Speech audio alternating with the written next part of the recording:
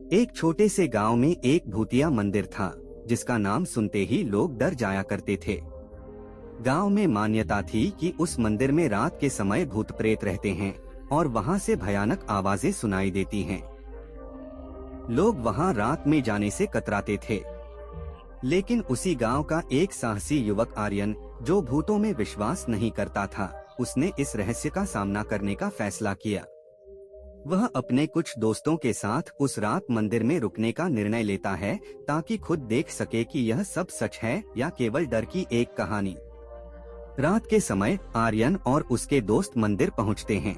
मंदिर में कदम रखते ही एक अजीब सा डर और सन्नाटा महसूस होता है, लेकिन इससे आर्यन का उत्साह और बढ़ जाता है। उन्होंने मंदिर में रखे दीपक जलाए और अंधेरे कमरे में आगे बढ़े। वहां उन्हें एक पुरानी किताब मिली, जिसे वे बैठकर पढ़ने लगे। रात धीरे धीरे बीत रही थी और वे अब थोड़े सहज महसूस कर रहे थे। लेकिन तभी अचानक उन्हें एक अजीब और भयानक आवाज सुनाई देती है। कुछ ही देर बाद दरवाजे की ओर किसी के दौड़ने की आवाज सुनाई दी। इससे पहले कि वे कुछ समझ पाते, एक डरावनी आकृति उनके सामने प्रकट होती है। वह भूत बेहद डरावना दिखाई दे रहा था। उसकी लाल आंखें और खौफनाक मुस्कान ने उनके दिलों की धड़कनें तेज कर दी।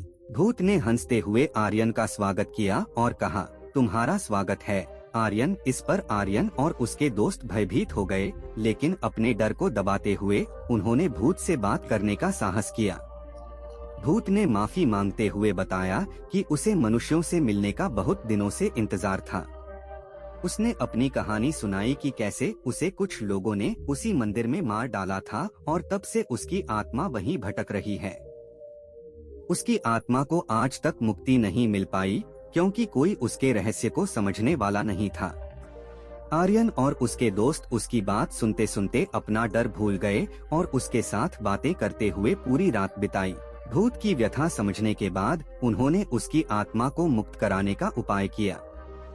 सुबह होते ही वे मंदिर से बाहर निकले और उस भूत की आत्मा को शांति दिलाने का तरीका ढूंढा। इस अनुभव ने उनके भीतर आत्मविश्वास को बढ़ाया और उन्हें समझाया कि कई बार डर सिर्फ हमारे दिमाग की उपज होती है। भूत प्रेतों से डरने की बजाय हमें उन्हें समझने और उनकी मदद करने की कोशिश करनी चाहिए।